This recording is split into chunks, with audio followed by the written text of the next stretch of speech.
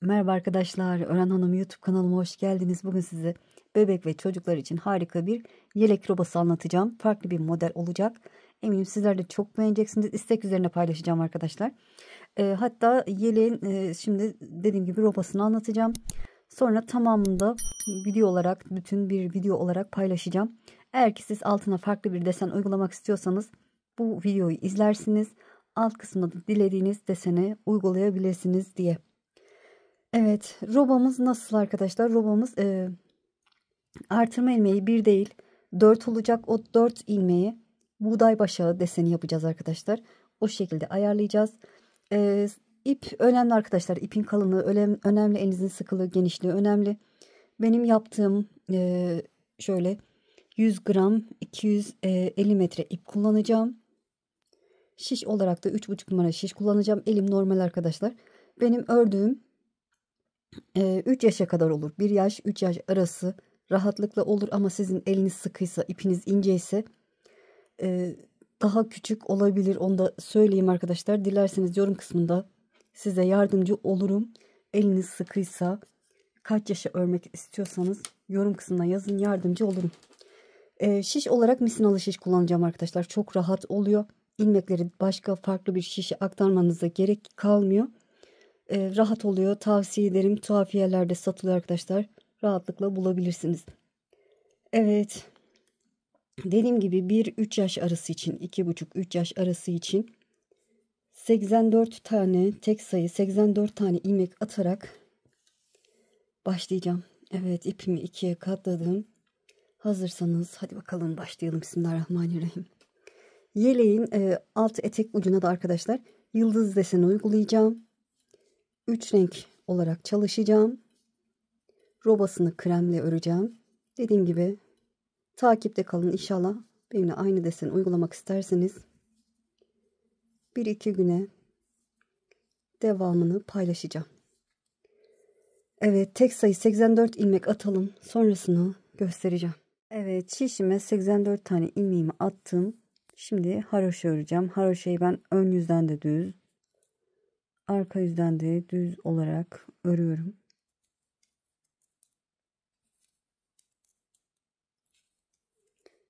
Evet, haroşa örerek siz haroşayı ters örüyorsanız ben haroşa diyeceğim arkadaşlar. O yüzden rahatlıkla benimle birlikte örebilirsiniz.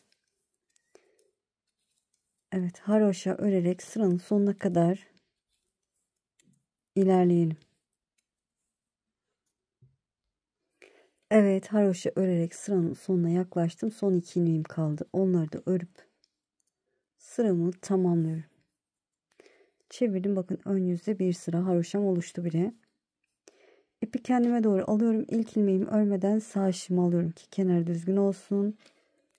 Ve yine haroşa örgüme devam ediyorum.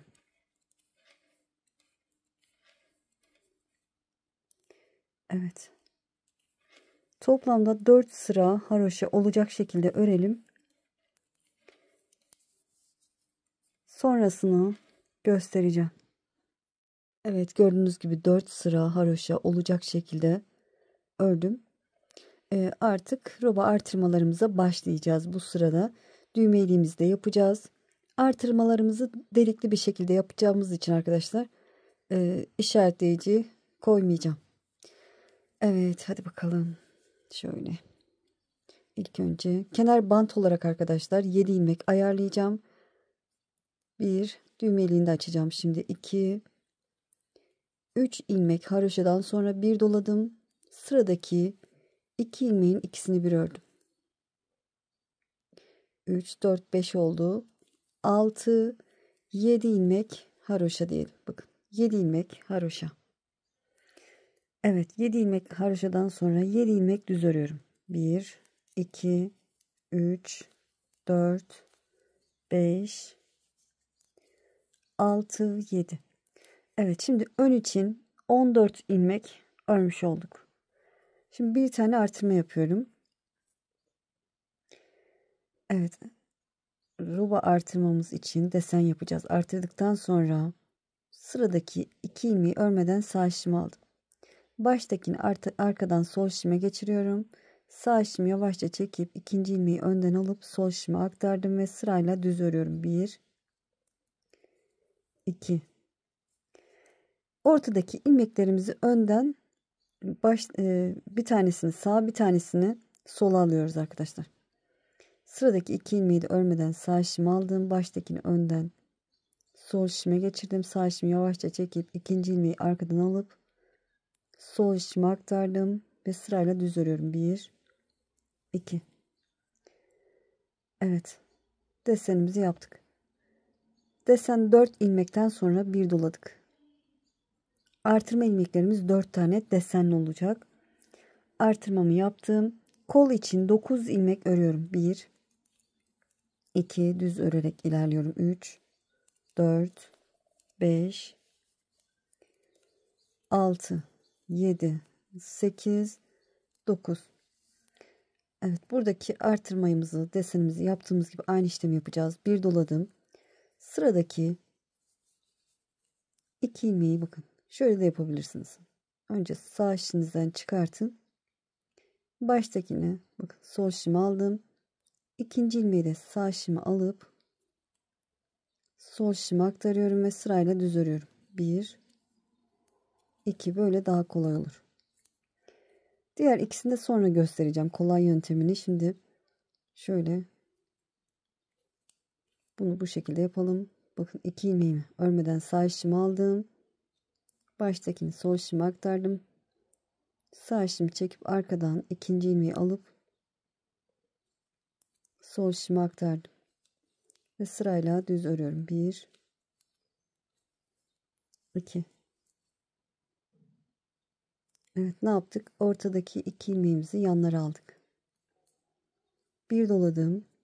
Arka için 22 ilmek örüyorum. 1 2 3 4 5 6 7 8 9 10 11 12 13 14 15 16 17 18 19 20 21 22 ilmek ördüm. Yine roba artırması yapacağız. Bir doladım. Şimdi yine iki ilmeğimi şöyle sağ şimden çıkartıyorum. Baştakini arkadan sol şimi aldım. İkinciyi önden sağ şimi alıp sol şimi aktarıyorum ve sırayla düz örüyorum. 1 2. Diğer ikisini de şöyle çıkartınca zor oluyor arkadaşlar. Burada arkadan ikinci ilmeği şişime batırdım. Sol şimi çekip birinci ilmeği aldım. Sağ şimdiki ilmeğimi sol şime aktardım. Ve sırayla düz örüyorum. Bu şekilde. Bir doladım. Desen ilerledikçe açığa çıkacak.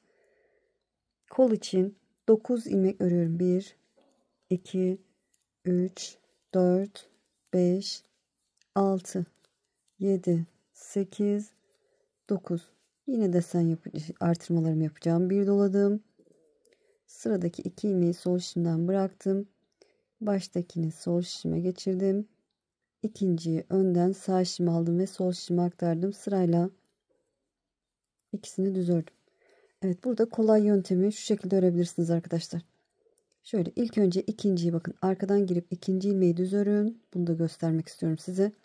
Sonra öndekini tek olarak bakın. Öndekini düz ördüm. Yani aynı işlemi yapmış olduk. Bu şekilde. Bir doladım. 7 ilmek düz. 1 2 3 4 5 6 7. 7 ilmek de haroşa olacak. Ben de haroşaları da düz ördüğüm için düz örerek tamamlıyorum. Önler için 14 ilmek ayarlamış olduk. Evet, şöyle. Birinci ajur artırma sıramı tamamladım. Çevirdim. Arka yüzde hiçbir işlem yok. İlk kenar ilmeğimi örmeden aldım. Haroşalarımı örüyorum. 7 ilmek haroşa bakın. 3 ilmeğim var. 3, 4, 5, 6, 7. 7 ilmek haroşadan sonra ters örerek ilerliyorum. Dediğim gibi hiçbir işlem yok. Sırayla son 7 ilmek kalana kadar ters öreceğiz. Son 7 ilmeğimizde haroşa örüp sırayı tamamlayacağız.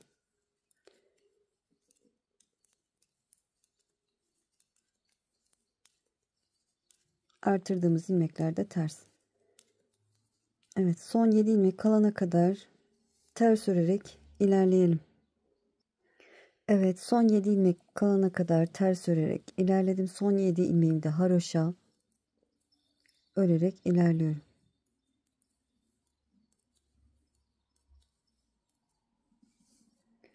Evet, sırayı tamamladım. Çevirdim. Ön yüzde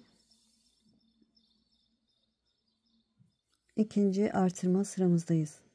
İlk kenar ilmeğimi örmeden aldım. 7 ilmek haroşamı örüyorum. 2, 3, 4, 5, 6, 7. Gördüğünüz gibi düğme iliğimiz oluştu arkadaşlar. O 13 sırada bir düğme iliği açacağız. Düz örerek ilerliyorum. Bir alttaki artırdığım ilmeği görene kadar.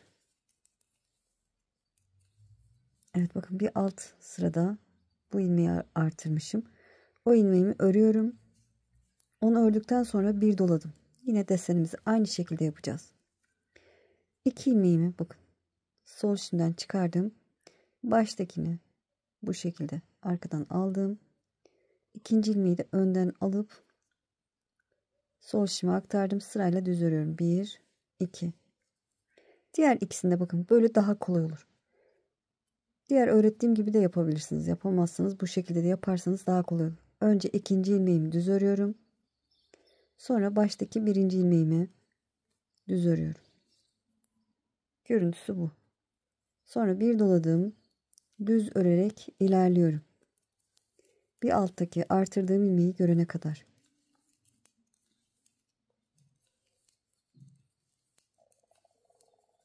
Evet, bir alttaki artırdığım ilmek bu. Ajurdan anlıyorum. Delikten anlıyorum. Onu ördüm. Bir doladım. Yine desenimi yapacağım. Artırma ilmeklerinin desenini. 2 ilmeği sol şimden çıkardım. Baştakini sol şime aldım. İkinci ilmeği önden sağ şime alıp sol şime aktarıyorum ve sırayla düz örüyorum. 1, 2.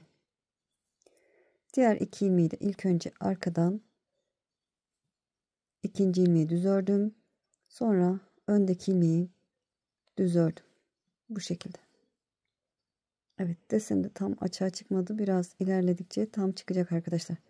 Sonrasında dolamayı unutmuyoruz. Bir doladım. Artırma yapmayı unutmuyoruz dediğim gibi. Sonra düz örerek ilerliyorum. Diğer artırdığım ilmeği görene kadar. Arka beden ilmeklerini örüyorum. O yüzden biraz hızlı öreceğim.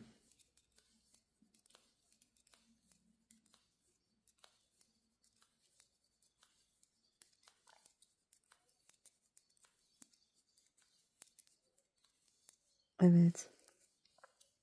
Bir alttaki artırdığım ilmeği gördüm. Onu örüyorum. Bir doladım. Yine 2 ilmeği sol şimden çıkardım. Baştakini sol şime geçirdim. İkinci ilmeği önden alıp sol şime aktardım ve sırayla düz örüyorum. 1, 2. Yine diğer 2 ilmeği de ilk önce ikinci ilmeği böyle arkadan girip düz örüyorum. Sonra birinci ilmeği girip düz örüyorum. Şekli bu. Bir doladım ve düz örerek ilerliyorum. Diğer artırdığım ilmeği görene kadar.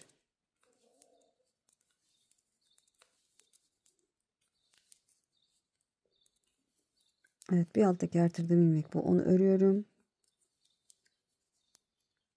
Bir doladım. Yine ortadaki 2 ilmeğimi sol şimden çıkardım. Baştakini sol şime aldım. İkinci ilmeği önden alıp sol şime aktardım ve sırayla düz örüyorum. 1, 2.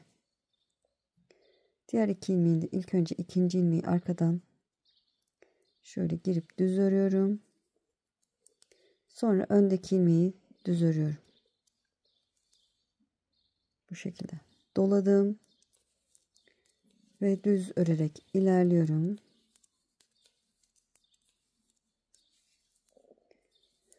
Son 7 ilmeğimizde haroşa.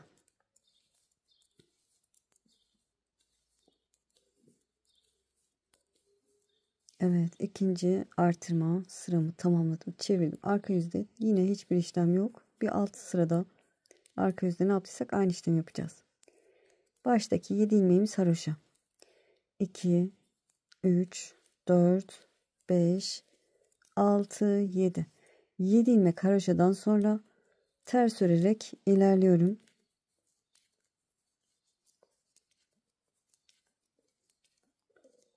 Ters örerek ilerliyorum.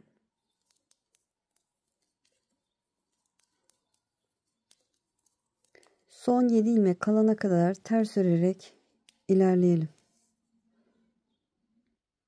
Evet, son 7 ilmeğim kaldı. Onları da haroşa örüp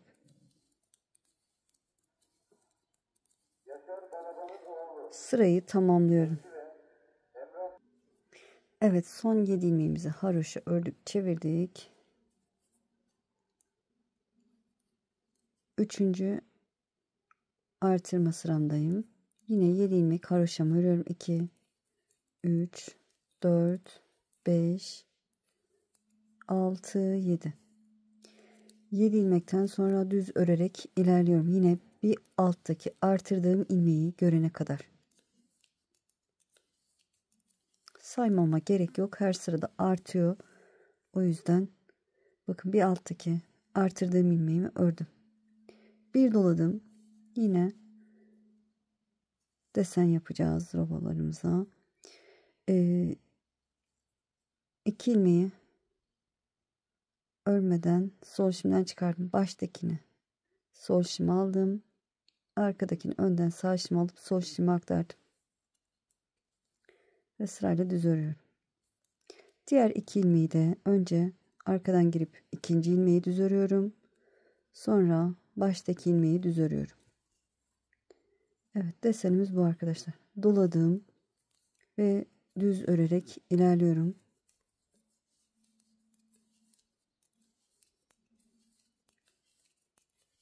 Diğer artırdığım ilmeği görene kadar.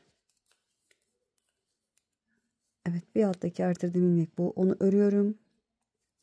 Ortadaki 4 ilmekteyim. Öncesinde bir doladım. 2 ilmeğimi sol şimden çıkardım. Baştakini arkadan sol şim aldım. İkinci ilmeği sağ şim alıp sol şim aktardım ve sırayla düz örüyorum. Diğer 2 ilmeği de arkadan şöyle girip ilk önce ikinci ilmeği düz örüyorum. Sonra birinci ilmeği düz örüyorum. Bir doladım ve düz örerek ilerliyorum. Robamız bu kadar kolay arkadaşlar. Evet, arka bedeni örüyoruz. İlmeklerimi örüp döneceğim arkadaşlar diğerini göstermek için. Evet, arka beden ilmeklerini ördüm. Bir alttaki artırdığım ilmeği de karşımda. Onu da düz olarak ördüm. Bir doladım. Yine desenimi yapıyorum. 2 ilmeği sol şimden çıkardım. Baştaki ilmeği sol şime aktardım. İkinci ilmeği önden alıp onu da sol şime aktardım ve sırayla düz örüyorum. 1, 2. Diğer 2 ilmeğini de ilk önce ikinci ilmeği arkadan girip şöyle düz örüyorum. Sonra birinci ilmeği düz örüyorum. Yine yerlerini değiştirmiş oluyoruz. Bir doladım, düz örerek ilerliyorum.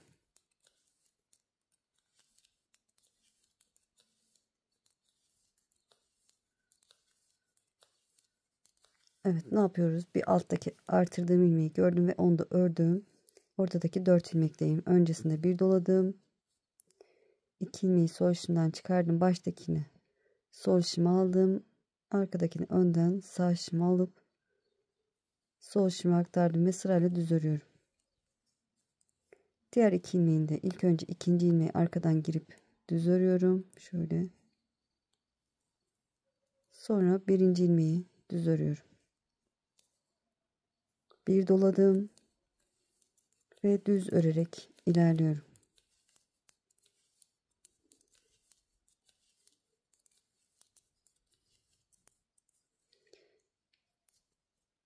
Şöyle 3, 6, 7. Kalan 7 ilmeğimi de haroşa örerek sırayı tamamlıyorum. Evet. Artık eminim anladınız arkadaşlar. Desenimiz bu. Arka yüzden de baştaki 7 ilmek haroşa. Şöyle göstereyim tekrardan. 7 ilmeğimi haroşa örüyorum. 7 ilmekten sonra ters örerek ilerliyoruz. Ters örerek ilerleyeceğiz. Son 7 ilmek kalınca onu da haroşa örüp sırayı tamamlayacağız. Ben düğme iliğinden sonra 5 sıra haroşa olacak şekilde öreceğim arkadaşlar. Kısa satır uygulamasını yapacağım. Kısa satır uygulamasını size göstereceğim. Çünkü bu düz kısım ve haroşa kısım yan yana olunca haroşalar kasıyor. O yüzden bir sıra düğmeliğinden sonra 5 sıra haroşa ördükten sonra kısa satır uygulaması, yani bir sıra fazla haroşa öreceğiz. Dediğim gibi 5 sıra haroşa olacak şekilde örelim. Aynı bu şekilde desenimize devam edelim. Sonrasını göstereceğim. Evet, gördüğünüz gibi tamamladım. Düğme iliğinden sonra 1, 2, 3, 4, 5 sıra haroşa olacak şekilde ördüm. Artırma desenlerinde bu şekilde oldu.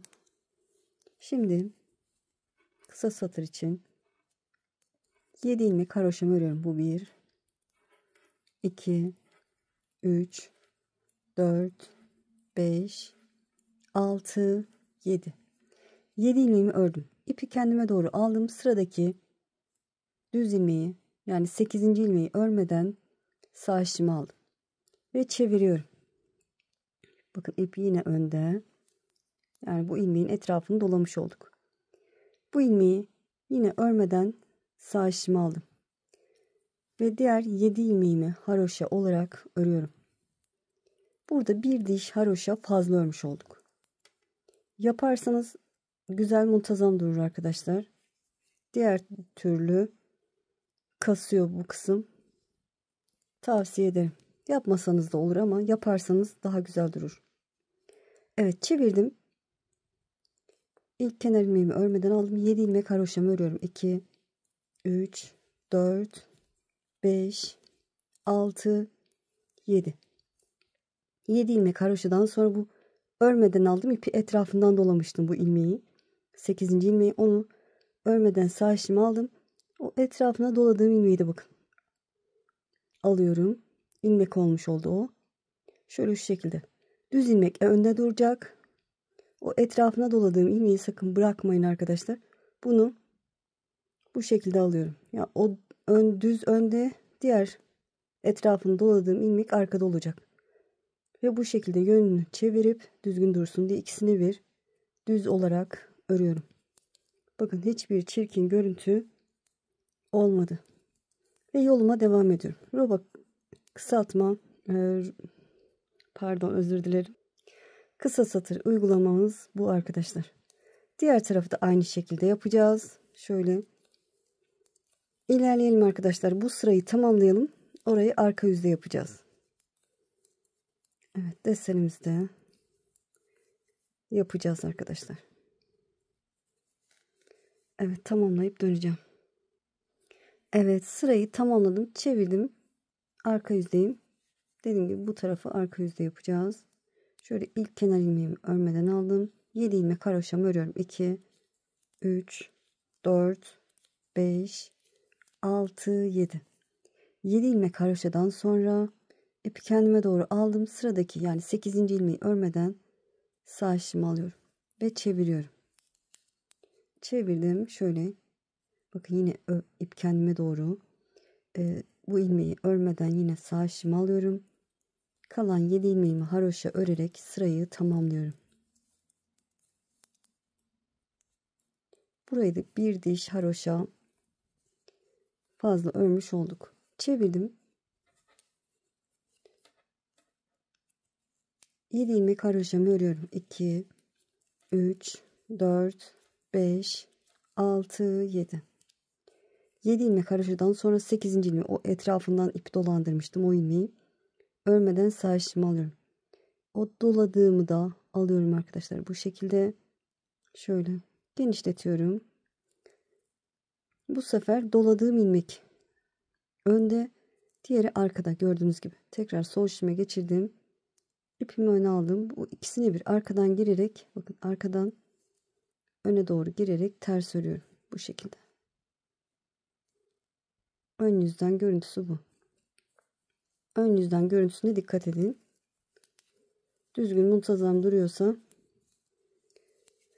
doğru yapmışsınız demektir. Bakın ön yüzden hiçbir belirti yok gibi.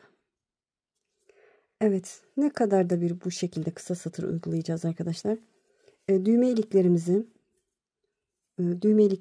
13 sırada bir açacağız. Yani 13 diş haroşa olacak. Ondan sonra düğme iliği açacağız. Burada açtığımız gibi. Sonra düğme iliğinden sonra 5 sıra haroşa öreceğiz. Ve yine kısa satır uygulaması yapacağız. Desenimiz zaten aynı şekilde gidiyor. Artırmalarımız aynı şekilde gidiyor. Roba artırmalarımız bu delikler arkadaşlar. Bakın 1, 2, 3, 4, 5, 6.'yı açmışız en son. 18 ile 20 tane olana kadar açalım. Siz bakarsınız boyutuna, kime yapıyorsanız ya da eliniz sıkıysa daha fazla da artırma yapabilirsiniz. 18 ya da 20 tane olana kadar artıralım. Sonrasını göstereceğim. Evet, roba artırmalarımı tamamladım arkadaşlar. 20 sıra artırma yaptım. Şöyle beraber sayın, bakın buradaki ajur yani delikleri sayıyorum. 1, 2, 3, 4, 5, 6, 7, 8, 9, 10, 11, 12, 13, 14, 15, 16, 17, 18, 19 ve 20. 20 sıra artırma yaptık. Şişimizde toplamda 244 tane ilmek var arkadaşlar. 244 tane ilmeğim var. Şimdi kolları ayıracağız. Gövdeyi ayıracağız. Önce kolları bitireceğiz arkadaşlar. Sonra gövdeye gövde sayılarını ayarlayacağız. Evet, şöyle çevirdim. Ön yüzdeyim. İlmek sayısını sorarsanız önler 34 ilmek oldu arkadaşlar. Artırma ilmeklerini saymıyorum. Kollar 49 ilmek. Arka beden 62 ilmek. Diğer kol yine 49. Ön 34 ilmek. 16 ilmekte artırma ilmeklerimiz, desen yaptığımız ilmeklerimiz var. Evet, şimdi ön için ilk önce 34 ilmeğimi örüyorum. 2, 3, 4, 5, 6, 7, 8, 9, 10, 11, 12, 13, 14, 15, 16, 17, 18, 19, 20, 21, 22, 23, 24, 25, 26, 27, 28, 29, 30, 31, 32, 33, 34 tane ilmeğimi ördüm. Burada artırma ilmeklerim 4 tane. İkisini öne alıyorum. Bakın ikisini örüyorum. Ön için 36 ilmek ayarlamış olduk. Şimdi dilerseniz eğer ki 2 şişle örüyorsanız arkadaşlar, burayı farklı şişle örebilirsiniz. Bir sınırlı şişle de örüyorsanız benim gibi devam ettirebilirsiniz. Ama ben ilmekler ayrılsın diye işaretleyici koyacağım. Daha iyi anlatabileyim diye arkadaşlar. Burada işaretleyici koyuyorum. Zaten bakın 4 ilmeğin ikisi sağda ikisi solda olacak. Oradan da anlayabilirsiniz. Sizin koymanıza gerek yok. Evet, işaretleyici. Şöyle sağ şişimi aldım. Kol ilmeklerim 49'du. 51 olacak arkadaşlar. 2 burada. Pardon, 51 diyorum. 53 olacak. Evet, 2 burada, 2 de diğer tarafta alacağız. Evet. Düz örerek ilerliyorum. Şöyle buradaki desenimize kadar 2 ilmeği içine alacak 4 ilmeğimiz var. Desenimizde 2 ilmeği sağa 2 ilmeği sola katacağız. O yüzden 2 ilmeğimizi de örelim. Yani buraya kadar gelelim. Evet, artırma desen ilmeklerimin 2 tanesini ördüm. Toplamda kol için 53 ilmek ayırmış olduk. Şimdi çeviriyorum arkadaşlar. Şöyle çevirdim. Haroşa öreceğim. İlk ilmeğimi örmeden aldım. Haroşa örerek ilerliyorum.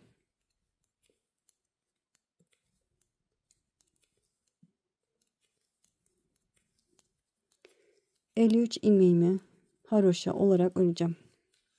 Kol ilmeklerini. Evet. Sıranın sonuna kadar yani 53 ilmeğimizi örelim. Sonrasını göstereceğim. Evet, 53. ilmeğimi de ördüm. Zaten işaretleyici koymuştum. Artık işaretleyicimi çıkartabilirim arkadaşlar. Dediğim gibi farklı şiş de kullanabilirsiniz.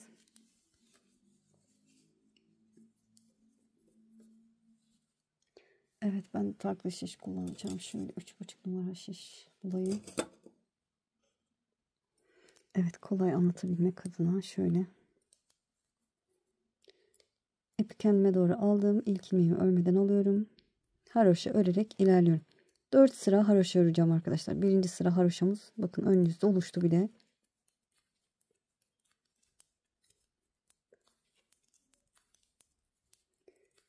Kol ilmeklerini 4 sıra haroşa olacak şekilde örelim. Sonra kesim yapacağız. Evet, tamamlayıp döneceğim. Evet, gördüğünüz gibi 4 sıra olacak şekilde ördüm. Şimdi dilerseniz 5 sıra da örebilirsiniz. Şöyle kesim yapacağız.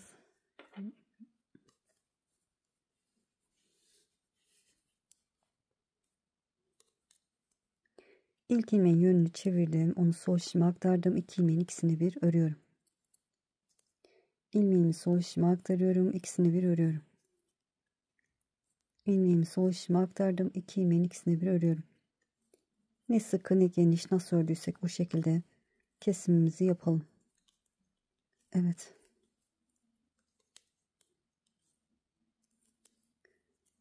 Tamamen kesip döneceğim. Evet, kesimi tamamladım arkadaşlar. Son bir ilmeğim kaldı. Şöyle düz tarafı bana bakacak şekilde ikiye katlıyorum. Tığ yardımıyla hemen dikeceğim arkadaşlar. Tığ yardımıyla birleştireceğim bu iki tarafı. Evet, ilmeğimi hafif genişlettim. Bu tarafta bakın. Şöyle tam karşıya buraya giriyorum. İlmeği aldım, buradan geçirdim. Şöyle bir zincir, sıradaki yuvaya bakın. Burada iki teli, karşıdan da iki tel alacak şekilde girdim. İlmeği aldım, ilmeği içinden geçirdim. Sıradaki yuvaya giriyorum. Hem buraya hem karşıya giriyorum. İlmeği alıp ilmeği içinden geçiriyorum. Sık iğne de yapabilirsiniz. Sıradaki yuvaya giriyorum. Bakın bu şekilde ilmeği alıp ilmeği içinden geçirdim. Sıradaki hem buraya hem karşıya giriyorum. İlmeği aldım, ilmeği içinden geçirdim. Şöyle bir de şuraya girsek mi? Şuraya ve karşıda da şöyle gireceğim arkadaşlar. Güzel dursun. İlmeği aldım, ilmeği içinden geçirdim. İlmeği genişlettim. Şöyle bakıyorum, bakın. Gayet düzgün duruyor.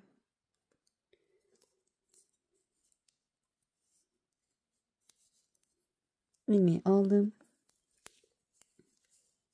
Yoluma devam ediyorum. Arka bedeni örüyorum arkadaşlar. Şöyle çektiriyorum iyice ipimi. Dikmiş olduk. Düz örerek ilerliyorum. Arka beden 62 idi. Burada 2 ilmeği aldım. 64 oldu. Buradan da 2 ilmeği de alacağım. 66 ilmek olacak.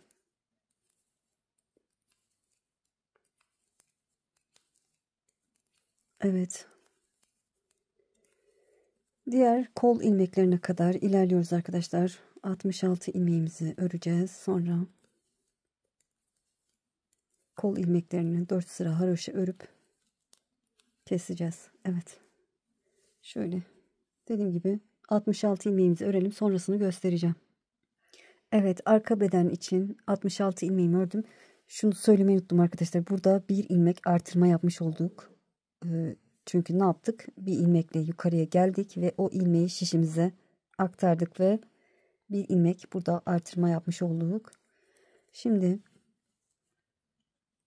kol ilmeklerini örüyorum. Şöyle bakın. Roba ilmeklerim, artırma ilmeklerim ikisi sağda, ikisi solda kaldı. Diğer şişimi aldım.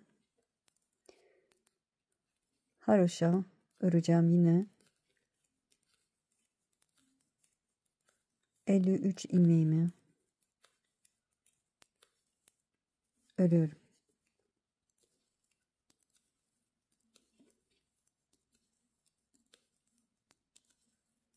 Evet, 53 ilmeğimi örüp döneceğim. Evet, 53 tane ilmeğimi ördüm. Şöyle çeviriyorum.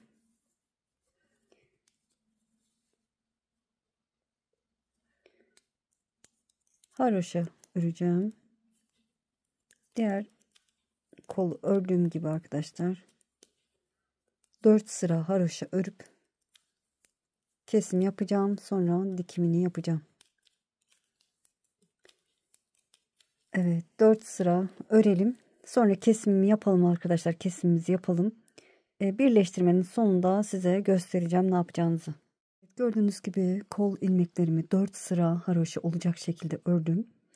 Kesimi yaptım ve tığla buraya kadar birleştirdim. Şöyle son hamleyi de sizinle yapacağım. Hem buraya batıyorum iyice kapansın diye, hem de buraya batıyorum. İlmeği aldım.